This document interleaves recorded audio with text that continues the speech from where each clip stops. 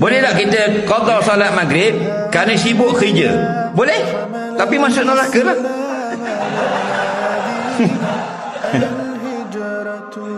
Tahu tak? Kenapa? Kerana sengaja tinggalkan semayang. Allazina hum an salatihim sahun. Mereka yang melambatkan semayang sampai habis waktu. Nah, ni mana? Ya akhiru ha ila apa? Akhirul waktu. Melambatkan semayang sampai habis waktu sengaja.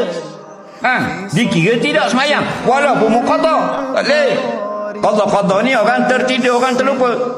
Nabi kata man nasya an salati au nama anha falyusalliha idza dzakaraha. Barang siapa terlupa sungguh, dia terlupa semayang, maka naklah dia qadha baru selepas dia teringat. Atau tertidur, dia ingat dia semayang ada isya, sembang-sembang dengan bini, tidur. Esok Allah malam tak semayang isya, tidak berdosa, qadha esok. Ni dah masih diingat nak semayang, tapi kerja kita tak karang qadha masuk neraka. Faham tak lagi? Dosa haram, dosa besar. Ramai lagu ni. Meeting tak boleh, kena meeting dulu nanti semayang. Nampak? Tak boleh.